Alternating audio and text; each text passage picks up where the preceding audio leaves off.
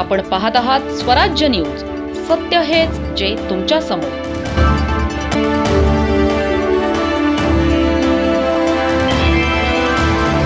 दोंडाईचा शहरासह आज परिसरात पुन्हा एकदा मुसळधार पावसाने दमदार हजेरी लावली. जून महिन्याच्या अखेरीस का होईना बळीराजाच्या चेहऱ्यावर समाधानाचे हास्य फुलले. शेतकऱ्यांना दिलासा देणारा हा पाऊस मात्र महाराष्ट्र राज्य परिवहन महामंडळासाठी लाजिरवाणा ठरताना दिसत आहे. कारण पावसाने केवळ रस्त्यांचीच नव्हे तर एसटी प्रशासनाच्या दाव्यांचीही पोलखोल केली आहे. कोट्यवधी रुपये खर्च करून बस दुरुस्ती आणि देखभालीचे दावे करणाऱ्या महामंडळाची वास्तविकता आता प्रवाशांसमोर उघडी पडली आहे. धुळे ते नंदुरबार मार्गावरील एसटी बसमध्ये चक्क छतामधून पावसाचे पाणी गळत असल्याचे चित्र समोर आले आहे.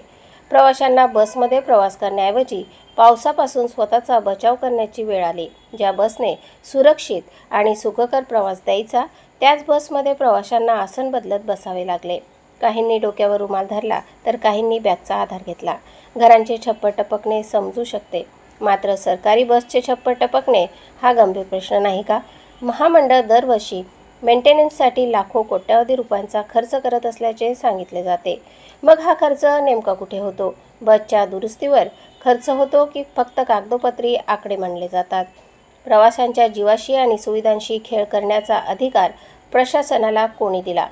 पावसाळ्यापूर्वी बसांची तपासणी झाली होती का?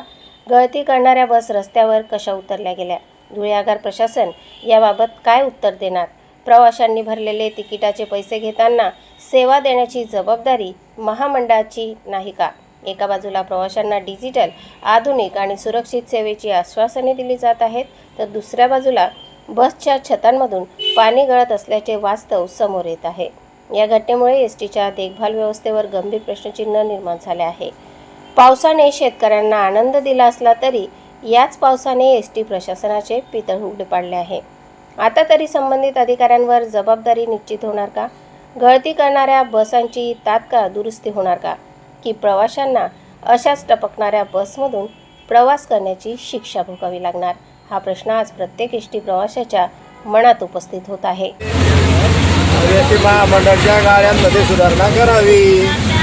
धुळे जिल्ह्यातून नंदुरबार जिल्ह्यात गाडी मुक्कामाला जाते बघा, पावसात काय हाल होतात प्रवाशांचे, त्याच्याकडे लक्ष द्यावं. प्रवाशांच्या सुविधेकडे लक्ष द्या. स्थानिक आमदारांनी पण लक्ष द्यायला पाहिजे. अजून काय पाहिजे बोला.